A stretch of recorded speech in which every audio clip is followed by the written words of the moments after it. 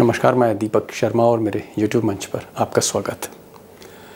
दोस्तों, चुनाव का ऐलान होने के बाद और वोटिंग की तारीख तय होने के बाद ऐसा कभी नहीं हुआ कि किसी सिटिंग चीफ मिनिस्टर, किसी रूलिंग पार्टी के प्रदेश अध्यक्ष, इन दोनों के यहां सर्जिकल स्ट्राइक हो गई हो, सीबीआई की और ईडी की। ऐसा कभी नहीं हुआ, लेकिन राजस्थान में आज ऐसा हुआ। राजस्थान के चीफ मिनिस्टर अशोक गहलोत, उनके बेटे पर फंदा कसा ईडी ने, और जो प्रदेश अध्यक्ष हैं कांग्रेस के गोविंद सिंह, इनके यहां छापे पड़े, कई ठिकानों पर छापे पड़े। चौंकाने वाली बात यह है कि इसमें से कुछ मामले 12 साल पुराने थे। 12 साल पुराने।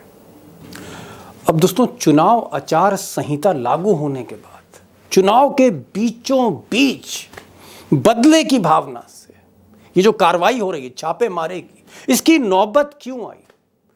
मोदी और अमित शाह को ईडी का ये ब्रह्मास्त्र इस्तेमाल क्यों करना पड़ा? क्या राजस्थान भी हाथ से निकल रहा है? तेलंगाना तो निकल ही रहा है, छत्तीसगढ़ में हालत खराब है, मध्य प्रदेश में हालत खराब है। क्या राजस्थान भी हाथ से निकल रहा है मोदी के? क्या स्कोर 5-0 होने जा रहा है?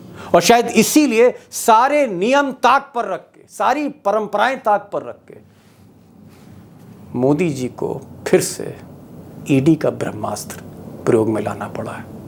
अब दोस्तों, अंदर की खबर यह है, ईडी के अंदर की खबर यह है कि कुछ ऐसे ऑफिसर थे या अफसरों की एक लॉबी थी जो इस पुराने मामले में छापे नहीं डालना चाहती थी चुनाव के बीचों बीच, और वो रेसिस्ट कर रही थी, मना कर रही थी। लेकिन प्रेशर इतना ज्यादा था कि सारा खेल, ऐसा लोग कहते हैं, 72 घंटे में हो गया। लेकिन पहले जानते हैं कि ये जो ऑफिसर्स थे, ये जो कुछ ऑफिसर्स थे, जो सूत्र बता रहे मेरे, ये क्यों नहीं चाहते थे कि पुराने मामले की फाइल खोली जाए, कई साल पुराने मामले की फाइल खोली जाए, इलेक्शन के बीचों बीच खोली जाए और बदले की भावना से खोली जाए। कौन अफसर थे और क्यों छापा नहीं डालना चाहते थे, क्यों मना कर रहे थे? पहले वो पॉइंट्स देखते हैं, फिर बड़ी खबर की तरफ बढ़ते हैं। दोस्तों, मोदी के दौर में, और वो भी ईडी और सीबीआई में, कोई अधिकारी ये तो नहीं बताएगा ऑन रिकॉर्ड कि हमने ऑब्जेक्शन किया था। लेकिन जो सूत्र बता रहे हैं वो ये है कि जो ऑब्जेक्शंस थे कि इस छापे को या तो डिले करें या बाद में करें, उसके कारण क्या थे, क्यों लोग हिचकिचा रहे थे ईडी में। नंबर 1, उनका ये मानना था कि इलेक्शन डेट अनाउंस हो चुकी है। अब इलेक्शन डेट अनाउंस हो चुकी हैं, इलेक्शन के बीचों बीच इस तरह की कार्रवाई करना, और वो भी पॉलिटिकली मोटिवेटेड 100%, इसलिए थोड़ा सा हिचकिचा रहे थे। उनका ये कहना था कि साहब 3 हफ्ते बाद वोटिंग है, 3-4 हफ्ते बाद, यानी 25 नवंबर को। इसके बाद अगर ये छापे डाले जाएं तो ठीक है, हम तब डाल सकते हैं। इसको पहले ना किया जाए, अभी ना किया जाए। मॉडल कोड ऑफ कंडक्ट लगा हुआ है। अब इस आचार संहिता के बीच में एक पुराने मामले को खोलना, एक पुरानी फाइल खोलना, 12 साल पुरानी फाइल जो अब तक नहीं खोली गई, पिछले 5 साल में नहीं खोली गई, उस फाइल को अब एक्टिवेट करना, और उसमें भी चीफ मिनिस्टर को टारगेट करना in the middle of elections. यहां पर थोड़ा सा आशंका थी अधिकारियों को, और अधिकारियों को जो डर है, वो डर मोदी जी का नहीं है, वो डर जो है वो इलेक्शन कमीशन का नहीं है। उनको डर इंसाफ का है कि मामला अगर इनके पास गया तो हम फिर क्या जवाब देंगे। यहाँ बच रहे थे।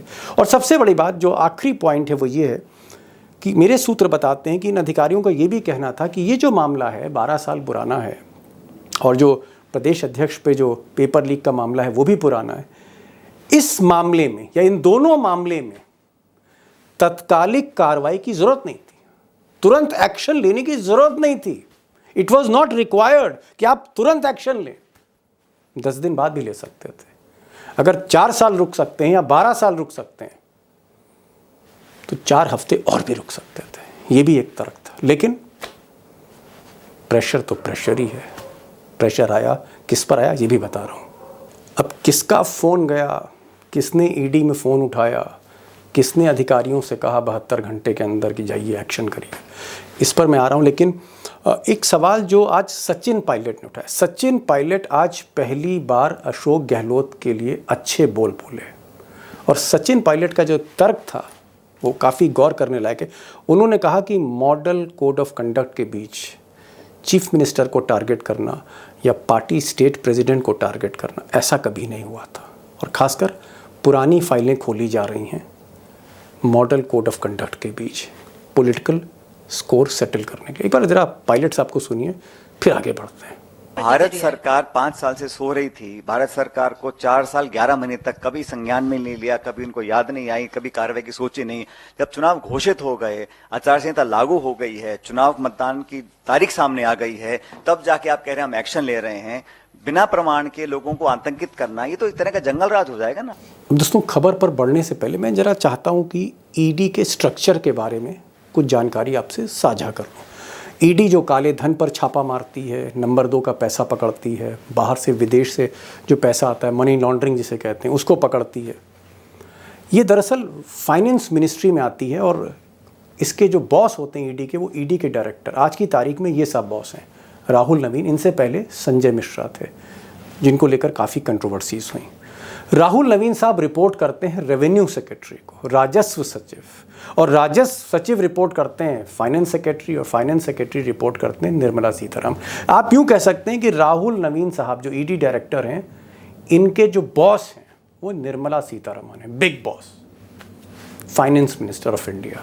लेकिन हकीकत में मोदी जी के दौर में ये साहब 2 ही लोगों की बात सुनते हैं, 2 ही लोगों के इशारे समझते हैं।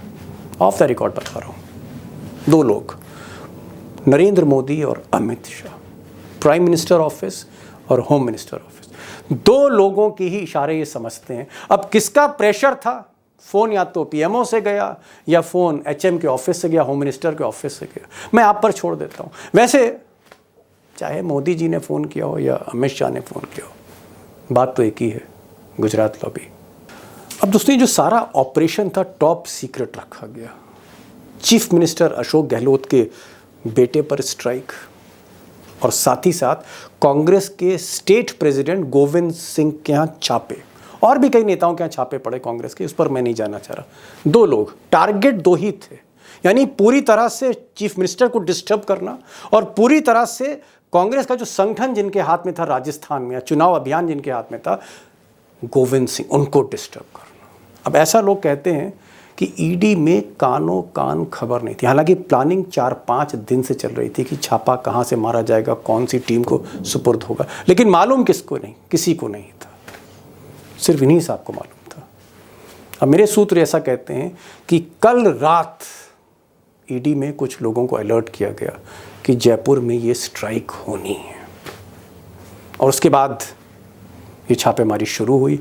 टारगेट पे, जैसे मैंने कहा, गोविंद सिंह थे, कुछ और कांग्रेसी नेता थे, और ये जो पूरा ऑपरेशन आप कह सकते हैं, सरकार में भी 2 ही लोगों को पता था। अब दोस्तों, एक्सपर्ट्स के पास तो चलेंगे। आज अशोक वानखेड़े हमारे एक्सपर्ट हैं, अशोक वानखेड़े टाइगर और प्रोफेसर रविकांत। लेकिन उससे पहले जो मैंने सवाल पहले किया था कि टारगेट क्या है, मकसद क्या है, मोटिव क्या है, ये जो सर्जिकल स्ट्राइक हुई है चीफ मिनिस्टर और स्टेट पार्टी प्रेसिडेंट पे, 2-3 पॉइंट मैं शेयर करना चाहता हूँ बहुत जल्दी। ऑब्वियसली जो पहला जो मकसद है वो यही है कि गहलोत जो चीफ मिनिस्टर हैं और गोविंद सिंह जो पार्टी चीफ हैं राजस्थान के, इन दोनों के हाथ में ही दरअसल लगाम है चुनाव की। राहुल गांधी भी जा रहे हैं, प्रियंका भी जा रहे हैं, लेकिन लगाम तो इन्हीं के हाथ में। मालिक मुख्तार तो यही है राजस्थान के, और अगर इन्हीं को डिस्टर्ब कर दिया जाए, एक के बेटे पर शिकंजा और एक पर खुद छापे, तो अगर इन दोनों को डिस्टर्ब किया जाए तो पूरा चुनाव कैंपेन, ये जो 15-20 दिन बड़े क्रूशल हैं, इसको डिस्टर्ब किया जा सकता है। दूसरी चीज़, बीजेपी के थिंक टैंक्स का मानना है कि अगर गहलोत को उनके बेटे को लेकर फंसा दिया जाए, पहले समन, फिर इंट्रोगेशन, इधर चुनाव चल रहा है, उधर बेटे का इंट्रोगेशन है, बेटे पे तलवार लटकी हुई है, एक ब्लैकमेल सिचुएशन है, इमोशनल ब्लैकमेलिंग, जेल भी भेजा जा सकता है उनके बेटे को। ऐसी सिचुएशन में 40 से 50 सीटें ऐसी हैं जो गहलोत पर्सनली इन्फ्लुएंस करते हैं। इन 40-50 सीटों पर कांग्रेस की जो गणित है, व्यू रचना है, रणनीति है, वो गड़बड़ा सकती है। और एक और पॉइंट, पैसों का जो मूवमेंट रहता है, कहीं ना कहीं वो मुख्यमंत्री की नज़र में रहता है, कहीं ना कहीं वो प्रदेश अध्यक्ष की नज़र में रहता है, और पैसों का जो मूवमेंट है बहुत क्रूशल होता है चुनाव में। जी हाँ, तो वो पैसों का मूवमेंट भी डिस्टर्ब होगा अगर टॉप के 2 आदमी डिस्टर्ब रहेंगे 20-21 दिन तक। अब दोस्तों, ईडी की कहानी तो आपने जान ली है, जो सर्जिकल स्ट्राइक ईडी ने की है चुनाव के बीचों बीच। लेकिन राजनीति की जो कहानी है कि ऐसा मोदी ने वाकई क्यों किया, क्या मजबूरियां थी और क्या हासिल करना चाहते और क्या खो देंगे मोदी, क्या ये तीर उल्टा भी पड़ सकता है, ये जो छापे का तीर, मुझे लगता है ये भी एक बड़ा सवाल है। और सीधे चलते हैं, ज़्यादा समय नहीं लूँगा, अशोक वानखेड़े टाइगर के पास और प्रोफेसर रविकांत साहब के पास। सुनिएगा इनकी बातों को, एक सेकंड ओपिनियन है पर्दे के पीछे की कहानी का, गौर से सुनिएगा। टाइगर, मेरा पहला सवाल है कि मतदान होने जा रहे हैं, वोटिंग एकदम करीब आ चुकी है, और इस बीच जब ईडी, सीबीआई, इनकम टैक्स थोड़ा सा परहेज करते हैं, ऐसे वक्त पर ईडी छापा मार रही है कांग्रेस के चीफ पर, राजस्थान के। ईडी घेर रही है चीफ मिनिस्टर के बेटे को, चीफ मिनिस्टर की घेराबंदी, अशोक गहलोत की घेराबंदी, कांग्रेस के चीफ की घेराबंदी, दो सबसे बड़े नेता राजस्थान के। आपको क्या लगता है कि मोदी और अमित शाह क्या इतने डेस्परेट हो गए, घबराहट इतनी ज्यादा है, इतने ज्यादा बौखला गए हैं, या मैं ये कहूं कि कहीं ना कहीं एक बहुत बड़ी गलती कर गए मोदी और शाह? नहीं दीपक भाई, मैं इसको गलती तो नहीं मानता है ना। मैं मानता हूं कि कोई सरप्राइज एलिमेंट है। मुझे ताज्जुब इसलिए हो रहा था कि अभी तक ईडी आई क्यों नहीं, ईडी आई क्यों नहीं, केस लेके कोई आई क्यों नहीं। क्योंकि 2014 के बाद का लगातार इस राजनीतिक दल जो केंद्र में बैठा हुआ है, इनका ट्रैक रिकॉर्ड रहा है कि जिस भी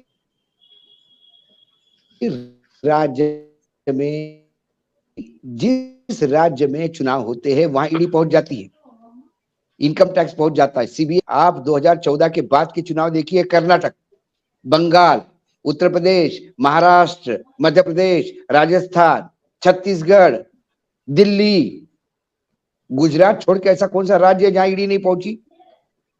बताइए मुझे, राज्य बताइए। तो ईडी तो ये इलेक्शन प्लानिंग का इंटीग्रेटेड पार्ट है।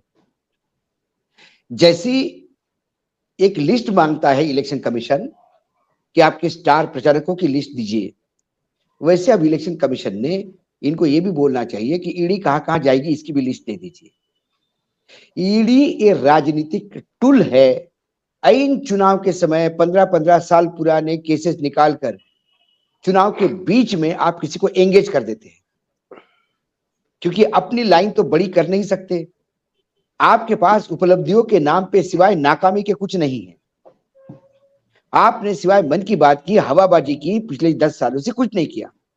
जब परोसने के लिए आपके पास कुछ नहीं है तो फिर आप दूसरे की लाइन काटते हैं, उसको छोटा करते हैं अपना कद बड़ा करने के लिए।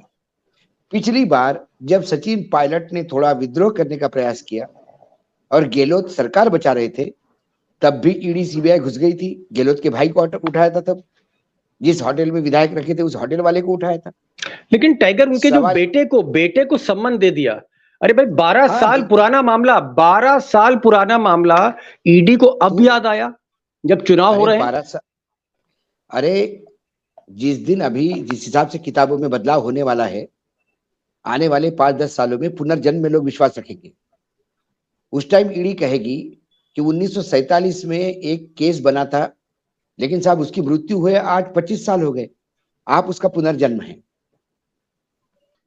पिछले जन्म में मतलब पुराने जीवन के मामले भी ले आएंगे, आप ये कहना चाह रहे हैं? नहीं, पुराना कोई यदि एक आधा अपराधी मर गया हो तो ये प्रेजेंट आदमी को बोलेंगे तू उसका पुनर्जन्म है, तुझे हम लेके जाते। ये नौबत आ गई, ये नौबत आ गई है ईडी की, और तब भी हास्यास्पद लगना नहीं चाहिए। रविकांत जी, आपको क्या लगता है कि अशोक गहलोत का नुकसान होगा? क्या अशोक गहलोत को अमित शाह ने और मोदी ने इस ईडी के छापों के जरिए उलझा दिया है या अल्टीमेटली अशोक गहलोत का फायदा कर दिया है? दीपक जी, पहली बात तो ये है कि जो चाणक्य नीति हुआ करती थी वो अब फेल हो चुकी है। पहले जब चाणक्य नीति। ईडी के छापे पड़ते थे तो लोग थोड़ा भरोसा करते थे, और अब तो बात समझ में आने लगी है कि टाइमिंग क्या है। बीच चुनाव में जब वोटिंग की डेट तय हो चुकी है, उस वक्त अगर आप ईडी के छापे डलवा रहे हैं, सम्मन भेज रहे हैं, तो मैं इसको एक ही वाक्य में कहूंगा कि विनाशकाले विपरीत बुद्धि है, और ये ब्लंडर है। क्योंकि यही एकमात्र राज्य था जहां पर बीजेपी की कुछ संभावनाएं दिख रही थी। बाकी 4 राज्यों में तो सुपड़ा साफ है, अभी से दिख रहा है। राजस्थान में इसलिए उम्मीद थी कि एक रवायत भी चली आ रही थी 30 साल से कि हर 5वें साल पर सत्ता बदलती है, और वहां पर कांग्रेस की सरकार थी तो एंटी इनकम्बेंसी भी होगी। सचिन पायलट और गहलोत के बीच का थोड़ा झगड़ा भी था उस बीच में। तो जिस राज्य में केवल उम्मीद थी, वहीं आपने आखिरी समय पर जो खेल किया, सोचा हम घेर लेंगे और उसके जरिए माहौल बीजेपी के पक्ष में बनेगा, ये मुझे लग रहा उल्टा हो गया है। बीच में जो माहौल थोड़ा सा बन रहा था, अब ये और विपरीत दिशा में जाएगा। तो ब्लंडर है ये। और अगर मैं इसको ये कहूं कि 9.5 साल का सबसे बड़ा ब्लंडर, तो इसमें अतिशयोक्ति नहीं होगी। मोदी का 9.5 साल में सबसे बड़ा ब्लंडर। टाइगर, एक चीज हम ये नहीं कह सकते कि मोदी जो है उनको तजुर्बा नहीं है या अमित शाह को तजुर्बा नहीं है, और हम ये भी नहीं कह सकते कि अमित शाह जो है वो एक नाकाम नेता है। जिस तरह से अमित शाह ने 2014 से लेकर और अब तक 2 बार लोकसभा के चुनाव जिता के दिए हैं मोदी को, और प्रचंड बहुमत के साथ दिए, तमाम ऐसे राज्य जीत के दिए, असम, हरियाणा, जो बीजेपी कभी जीत नहीं पाई थी, वो अमित शाह जो अब तक कामयाब थे, आज अमित शाह को टाइगर क्या हो गया है? आज क्या हो गया है कि आज ये नौबत आ गई है कि ईडी के छापे वो तब पड़वा रहे हैं जब आचार संहिता लग चुकी है? क्या इतनी घबराहट है अमित शाह में? घबराहट नहीं, गुरूर है। गुरूर ये है कि हम जो कर रहे हैं वो सही कर रहे हैं। हमने महाराष्ट्र में सरकार, हारिया हुई चुनाव में भी सरकार बना लेते हैं। ये ईडी का करिश्मा है। महाराष्ट्र में हो गया, मध्य प्रदेश में हो गया, कर्नाटक में हो गया। जहां आप चुनाव हार गए हो वहां पे भी आप सरकार बना लेते हो। ये ईडी का करिश्मा है। तो अब अमित शाह जी को ये पता है कि उनका जुगाड़ सिस्टम जहां फेल होता है, वहां फिर डर नहीं टाइगर, एक चीज, मेरी आज किसी से बात हो रही थी टाइगर, और वो ईडी के ही से जुड़े हुए थे। उनका ये कहना है कि साहब 3-4 दिन पहले तक ऐसी बात नहीं थी। ये उनका ये अनुमान था कि ये जो फैसला लिया गया है 72 घंटे के भीतर लिया गया है। तो 72 घंटे में राजस्थान में टाइगर ऐसा क्या हो गया? मतलब 3-4 दिन में ऐसा क्या हो गया? क्या बीजेपी को लगने लगा कि वो राजस्थान भी हार रही है? क्या बीजेपी को लगने लगा कि अशोक गहलोत और सचिन पायलट दोनों एक दिशा में आगे बढ़ रहे हैं? या उनको लगा कि बाय हुक और बाय क्रुक किसी तरह से गहलोत को फंसाओ, किसी तरह से कांग्रेस के प्रदेश चीफ को फंसाओ, इनको उलझा दो और अपना रास्ता निकालो? ये 3-4 दिन में क्या हो गया? देखिए, जैसा प्रोफेसर साहब ने कहा, रविकांत जी ने, कि बाकी जगह तो सुपड़ा साफ है। एक थोड़ी बहुत एक आशा है, आशा की किरण एक बहुत लाइट, वो राजस्थान से। राजस्थान से उन्होंने थोड़ा सरेंडर भी कर लिया महारानी के सामने, उनके लोगों को टिकट भी दे दिए, सब कुछ करने का प्रयास किया। सब कुछ होने के बाद अब वो कोई भी चांस लेना नहीं चाहते राजस्थान में, क्योंकि राजस्थान भी हाथ से चला गया तो 2024 में जो परसेप्शन बनेगा वो बहुत भयावह होगा। इसलिए कम से कम एक तो जीत होनी चाहिए। तो उस जीत के चक्कर में इन्होंने ओवर इंथुजियास्टिक होकर ये ईडी का खेल किया। मतलब आप कह रहे हैं कि आप ये कह रहे हैं कि हर हाल में जीत चाहिए, विनिंग, मतलब विक्ट्री एट एनी कॉस्ट, किसी भी कीमत पर जीत। और इसलिए ये आखिरी जो शस्त्र था वो चल दिया अमित शाह ने, आप ये कहना चाह रहे हैं? लेकिन ये जो शस्त्र है ये अक्सर बूमरैंग होता हुआ दिखाई देता है। महाराष्ट्र में शरद पवार पे नोटिस दिया, वो ऐसा बूमरैंग हो गया कि शरद पवार सत्ता में आ गए। क्योंकि अब लोगों को ये समझने लगा है कि टाइगर ईडी खुल के उसी बताइए। आदमी टाइगर मैं खुलकर चाह रहा हूं, आप शायद ये कह रहे खुल हैं के कि अमित शाह का जो ये तीर है ईडी का आखिरी वक्त पे जो चला है, ये पलट के उल्टा लगेगा। भयानक रूप से। मैं आपको बताता हूं, महाराष्ट्र में शरद पवार की उम्र देखो, उनकी कैंसर से तकलीफ देखो, और उस आदमी को सारा महाराष्ट्र का यूथ पीछे लग गया क्योंकि महाराष्ट्र की अस्मिता पे हाथ डाला है आपने। आपने ओम प्रकाश, जो गोविंद सिंह डोटसा जी हाँ, डोटसरा गोविंद है, सिंह जी। हाँ गोविंद सिंह जी, ये जाटों के बड़े नेता हैं। यदि कल अशोक गहलोत का उम्र की वजह से और किसी कारण मुख्यमंत्री पद नहीं मिलता तो अगले दावेदार गोविंद सिंह जी हैं। एक तरफ जाटों के महारानी को आपने 5 साल तक आहत किया, एक जाटों का एक बड़ा नेता है जिसको आप ईडी का समझ दे रहे हो पेपर लीक मामले में। क्या कोई देश का एक राज्य बताइए मुझे दीपक जी, एक राज्य बताइए जहां पेपर लीक के मामले नहीं है? क्या गुजरात में मामले नहीं है पेपर लीक के? मध्य प्रदेश में पास में, उत्तर प्रदेश में जहां से आप आते हैं, रवि कांत जी बैठे, पूछिए इनको। ऐसा कोई एग्जाम नहीं जिसका पेपर लीक नहीं हुआ। वहां क्यों नहीं ईडी पहुंचती? ईडी उसी के पास पहुंच रही है जो मोदी को भारी पड़ रहा है, तो जनता में उसकी इमेज उतर के आती है। अरे बाप रे, ईडी भेजा मतलब मोदी नहीं निपट पा रहे इससे, अब ईडी का उपयोग लाया है। एक चीज प्रोफेसर साहब आपसे मैं पूछना चाह रहा था कि ये जो छापे हुए हैं, ठीक है, एक मामला पेपर लीक का है, लेकिन अगर हम अशोक गहलोत के बेटे का मामला देखें तो ये 12 साल पुराना मामला है, 12 इयर्स ओल्ड। और उसमें भी वैभव गहलोत जो बेटे हैं मुख्यमंत्री के, उनके पार्टनर पर छापे पड़े थे। यानी जो उनका जो पार्टनर थे, आज अशोक गहलोत ने कहा कि मेरे बेटे के वो पार्टनर थे, है नहीं। तो ये 12 साल पुराना मामला, वो भी पार्टनर्स का, इसको अचानक एक्टिवेट करना, जिंदा करना, आपको क्या लगता है ये क्या मैसेज, पब्लिक को क्या मैसेज जा रहा है? जो वोटर है राजस्थान का, उसको डॉक्टर साहब ये मैसेज क्या है? पब्लिक इस बात को समझ रही है कि अब मोदी जी का चेहरा काम नहीं कर रहा है तो एडी को ला रहे हैं।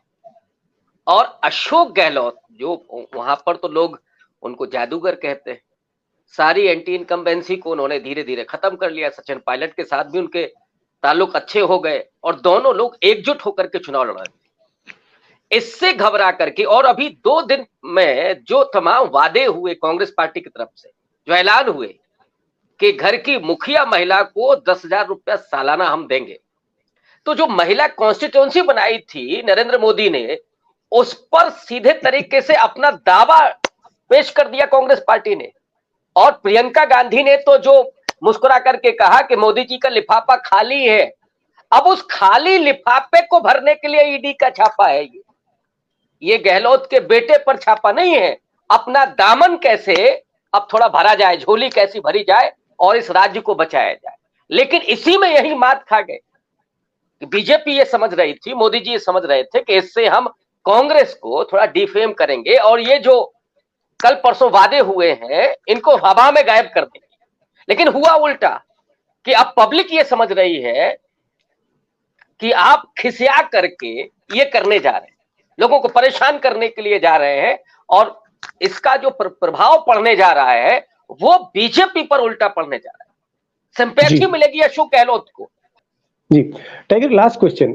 लोग कह रहे हैं कि जैसे 27 अक्टूबर को वैभव गहलोत को इंटरोगेशन के लिए बुलाया गया है, उसके बाद इस तरह की संकेत मिल रहे हैं कि 2-4 दिन बाद अशोक गहलोत के बेटे को गिरफ्तार करके जेल भी भेजा जा सकता है। अगर अशोक गहलोत के बेटे को 12 साल पुराने मामले में जेल भेजा जाता है और ईडी के हाथ अशोक गहलोत की गर्दन तक पहुंचते हैं, तो आपको क्या लगता है कि बीजेपी कांग्रेस के लिए एक बहुत मेजर धक्का होगा? क्योंकि सारी कमान चुनाव की इस वक्त अशोक गहलोत के हाथ में। अगर अशोक गहलोत के बेटे को जेल भेजा, परिवार को डिस्टर्ब कर दिया, तो क्या ये कांग्रेस के लिए एक 440 वोट का झटका है, या कहीं ना कहीं 440 वोल्ट की एनर्जी बिल दे रही है। एनर्जी दे रही है दीपक जी, एनर्जी। अशोक गहलोत तैयार, हाँ अशोक गहलोत तैयार थे इसके लिए। अशोक गहलोत क्या, वहां पे बघेल कब से कह रहे कि मेरे को जेल में डालो। वहां अभिषेक बंगाल में नहीं तो वो कह जेल रहे कि डाल मुझे दिया तो जेल फिर में क्या डालो। होगा? क्या होगा, जेल से चुनाव लड़ेंगे। इस देश का इतिहास है, इमरजेंसी के वक्त कई लोग जेल से चुनाव जीते, शायद शहीद होके आएंगे बाहर। ये अघोषित आपातकाल है। दो गुजराती यदि ये सोचे कि उनका ढोकला दाल बाटी चूरमा के साथ चलेगा, ये होगा नहीं गुरुजी। होगा। प्रोफेसर नाश्ता साहब, नाश्ता होता है, खाना खाना होता है। और आपने एक बात और कहना चाहूंगा मैं, आपने ओपनिंग रिमार्क में कह दिया कि दूल्हा बैठ गया घोड़ी पे, सब कुछ तैयार हो गया और एकाएक ईडी पहुंची। ये ईडी नहीं पहुंची। जब दूल्हा निकलता है बारात में तो कई जगह पे किन्नर पहुंचते हैं मांगने। जी, ये किन्नर है। लास्ट कमेंट मैं कर रहा हूँ, टाइगर का ही सवाल है प्रोफेसर, वो आपसे ही पूछ रहा हूँ, एक कमेंट उस पर आपकी भी चाह रहा हूँ। अगर अशोक गहलोत के बेटे को जेल भेजा और परिवार पे शिकंजा कस दिया, तो आपको लगता है कि 440 वोल्ट का झटका होगा या 440 वोल्ट की ऊर्जा मिलेगी? होगा क्या फिर? देखिए दीपक जी, जब से राहुल गांधी ने भारत जोड़ो यात्रा की और डरो मत नारा दिया और कांग्रेस पार्टी सड़क पर आ गई, तब से कोई चिंता नहीं है उनको। बघेल साहब का तो नाम लिया ही, किस किस को डालोगे, डालो ना। और इस देश की जनता, इस देश का इतिहास गवाह है कि जो भी जेल गया, जय जयकार उसी की होती है। जॉर्ज फर्नांडिस का वो मैं याद कर रहा हूं, वो हाथों में, इंदिरा गांधी को भी जेल जी हाँ। भेजा था और हुआ क्या जी था, हाँ। लोगों ने अपना हीरो बना लिया। फिर अशोक गहलोत के बेटे को अगर इन्होंने जेल भेज दिया तो जिसकी उम्मीदें थी वो भी खत्म हो जाएगा। और दीपक जी, 12 साल की आप बात कर रहे थे, आज 1 साल हुआ है खड़गे साहब को राष्ट्रीय अध्यक्ष बने हुए। कांग्रेस पार्टी जश्न मना रही है। खड़गे साहब ने भी हमला किया है ईडी पर, और ये वो खड़गे हैं 55 साल का लंबा करियर, दलित समाज से आते हैं, और वो कार्ड खेल दिया उन्होंने कि ये जो ईडी वीडी जो पालतू रखे हैं ना, ये अब उनका नहीं चलेगा, ये भौंकना और काटना। लोग जब खड़े हो जाते हैं वो तैयार हो करके, तो फिर जनता उनके साथ खड़ी होती है। मैं तो समझता हूं ये बड़ा ब्लेंडर है, और जो उम्मीद भी थी राजस्थान में, वो भी अब उम्मीद खत्म हो रही है। और लोग अब इस बात को जान गए हैं कि मोदी के पास कुछ नहीं है। जी, नहीं, ना वादे हैं, ना दावे हैं, ना योजनाएं हैं, केवल ईडी है। जी जी टाइगर, लास्ट कमेंट। एक निर्दलीय एमएलए थे। बीजेपी कई सालों से, मतलब पूरे 5 साल प्रयास करती रही कि वो बीजेपी के साथ आ जाए, वो कांग्रेस के साथ चले गए।